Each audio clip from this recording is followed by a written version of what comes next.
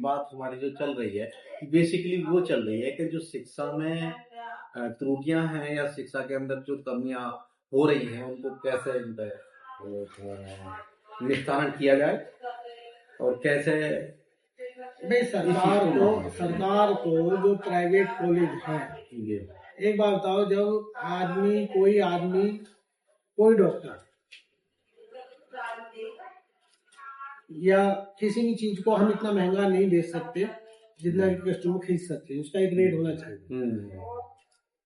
तो सरकार भी, जब हम एक सीमा से ज्यादा पैसा नहीं रख सकते, एक सीमा से ज्यादा जमीन नहीं रख सकते, हाँ है, तो एक सीमा से ज्यादा प्राइवेट स्कूल सुविधाएं क्यों दे रहे हैं? और अगर सुविधाएं दे रहे हैं तो सरकार भी उस सुविधाओं को दे।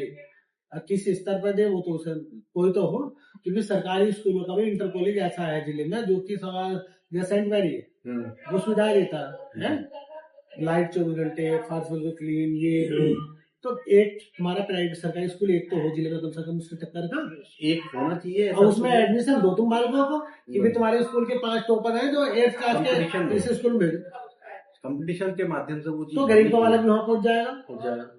मुझे लगेगा ना जैसे स्कूल तुम मिला ऐसे तुम भी पढ़ सको, पढ़ो मेहनत से वहाँ पहुंच जाओगे। हाँ, मतलब ये है कि जो धन है अर्थात जो पैसा है, पैसे की वजह से या ऐसी या जो पढ़ाई की कंपटीशन की सिलेबस है उनकी वजह से कोई भी हमारे देश के अंदर बच्चा वंचित नहीं रहना चाहिए। उसका सबसे मेन चीज यही है कि जब तक अगर मेरा बालक वही किताब पढ़ रहा है जो सेंट मैरी पढ़ रहा है तो मैं क्यों पढ़ाऊंगा? मैं तो अपने काम में पढ़ाऊंगा, मेरा बालक वही किताब ठीक, तुम्हारा इंग्लिश मीडियम पढ़ना, मेरा हिंदी मीडियम, बस कोई दिक्कत नहीं। जब पेपर देने जाएगा तो तुम्हारा वाला इंग्लिश मीडियम में अटेम्प्ट करेगा, मेरा वाला हिंदी मीडियम। पेपर दोनों में आना चाहिए, दोनों लैंग्वेज, जिस लैंग्वेज में सेलेक्ट करेगा तो उसमें आना चाहिए। पेपर छपा हुआ दोनों लैंग्वेज में आना चाहिए। नहीं, बहुत सारे पेपर दोनों लैंग्वेज में छपे हुए आते हैं। हाँ, आते हैं। और बहुत बार ऐसा हो जाता है कि पेपर एक सिंगल लैंग्वेज में है तो इसको कॉपी दूसरी मिल जाती है दूसरी लैंग्वेज। सही बात है। तो उसे कोई चिंता ना होगी, क्या फर्क पड़ रहा है? कुछ नहीं। और तुम्हारे बालक को दिक्कत होगी जब तुम्हारा बालक कहीं लेखपाल बनेगा तो गांव में जाके हिंदी में लिखेगा, बोलेगा, इंग्लिश है, गांव के लोग को हिंदी समझे, हाँ, हिंदी वाला ज्यादा कंफर्टेबल फील करेगा। हाँ, वो तो जो हिंदी वाला वो इंग्लिश में ठीक ठाक हो जाता, समझ लेगा, आपको दिक्कत ना कर ले। तो मुख्य चीज है कि हमें सरकार के पास में ये बातें पहुंचानी चाहिए, लोगों को एकजुट करना चाहिए और लोगों को बताना चाहिए कि एक जैसे सिलेबस की क्या अहमियत है, टीचर स्टाफ की पूर्ति करवानी चाहिए। किसी भी स्कूल में चाहे 2 ही टीचर है, गांव वालों को कोई मतलब नहीं है, वो कभी डीएसए से जाकर मांग नहीं करते, कभी डीएम से जाकर मांग नहीं करते, बस स्कूल में 5 टीचर दो, तो स्कूल बंद करो। ये भी बात ठीक है।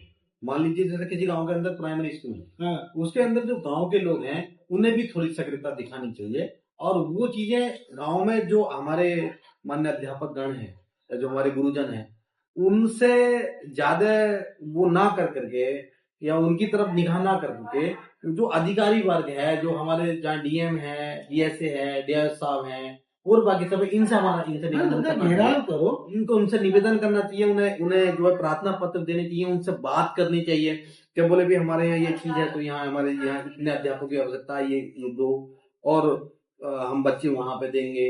भाई वो हिंदी मीडियम हो या इंग्लिश मीडियम हो, उससे फर्क नहीं पड़ता।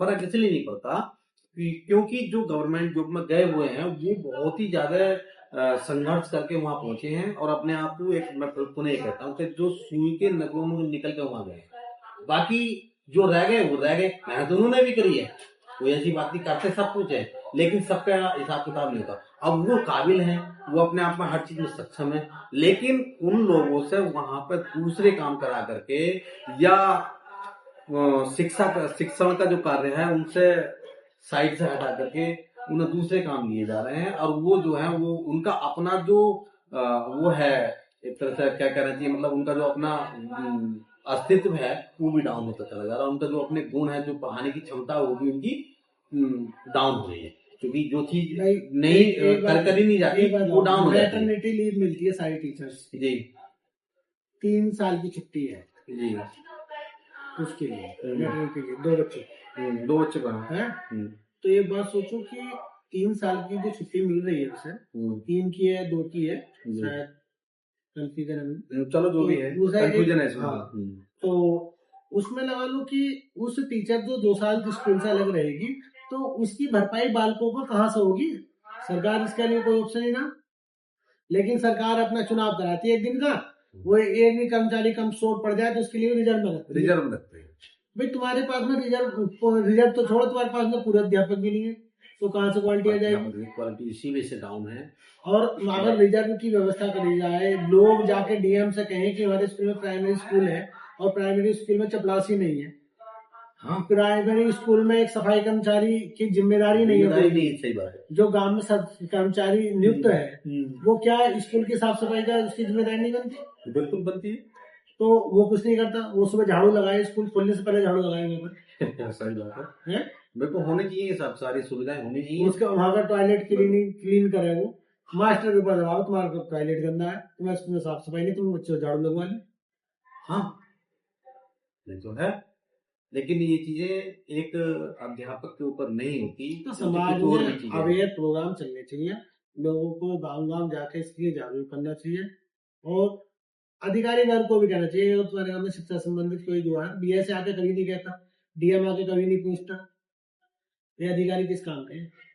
अधिकारी तो नहीं, बस जांच करके और जिसकी कमी है उससे पैसे कमा लेंगे। बस यही है कि बस जांच जो अधिकारी कोई भी जांच कर रहा है तो जांच वो इसलिए कर रहा है कि कोई कर्मचारी फंसे और कर्मचारी से पैसे वसूल करे, बस वो उसका कोई मतलब नहीं है। ये उसका बात ये है ना, वो अपने स्तर से वो सारी जांच को जो ना ढुलमुल करने तक करके उसको वहां। और भी अच्छी बात बता रहा हूँ तुम्हें कि जो भी जितने भी अधिकारी जहाँ भी जांच करने पहुंचते हैं, उन्हें कहीं ना कहीं से उनके जो सहपाठी लोग होते हैं, जो उनके सहपाठी कहना तो गलत है, अच्छा वो यानी कि उनके गुर्गे होते हैं, गुर्गे कहा जाए, हाँ संपर्की लोग, हाँ जो उन्हें बताते हैं यहाँ पे ये कमी चल रही है, आगे पकड़ लो, आगे पकड़ लो।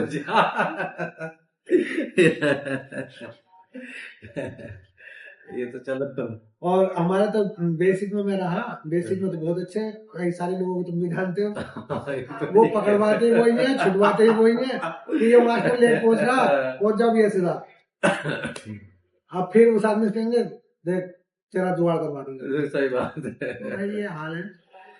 तो चल ही रहा है, लेकिन ये चल रहा है कमजोरी की वजह से, क्योंकि जो शिक्षा का वो है क्वालिटी है, जो उसका गुणवत्ता है वो डाउन होने के कारण, क्योंकि उन्हें वो देख रहे हैं, उसको पूछने वाला तो कोई है नहीं उनसे। नहीं ये वीडियो ऐसा बना रहेगा तो ये लोगों तक पहुंचेगी, तो लोगों को सच्चाई भी तो पता होनी चाहिए। ये तो है क्या सही बात। किसी भी टीचर क्या यहाँ पे हाल ये है कि टीचर का अगर कोई कमी है, किसी भी विभाग के आदमी की कमी है, तो उस कमी का समाधान हो जाता है ले दे। हाँ ये भी चल रहा है। हर कोई भी जांच कोई भी अधिकारी इसलिए नहीं करता कि उसमें जो कमी है उसकी उसे एक दो बार उसे इस मौका दिया जाए कि ये तुम्हारी कमी थी, दो तुम्हें लेटर दे दिए गए, तुमने सुधार के लिए कहा, और हमने तुम्हें इसमें ट्रेनिंग भी दी, तुम्हें ये समझाया भी और ये इस आदमी से मिलवाया भी, यहाँ से तुम्हें काम करना भी सिखवाया, फिर भी तुम काम नहीं कर रहे, 2 बार आपसे स्पष्टीकरण भी मांग लिया, उसके बाद में अब आपके लिए कार्रवाई, जो कमी है किसी की पढ़ाने का ढंग बढ़िया नहीं है, जो संवैधानिक रूप से कार्रवाई होती है वो आपके लिए बन गई है। उसके घर वालों से कोई लेटर भेजा हो कि तुम अपने कुछ नहीं, ये तो नहीं होता कि तुम्हें असुविधा होगी, कल को इसका वेतन रोक दिया जाएगा, तो इसे टाइम से भेजो, तो कौन घर वाला ना कहेगा, घर वाले भूल जाएगी टाइम से कैसे जाते हो, अगली बार से वेतन भेज जाएगा।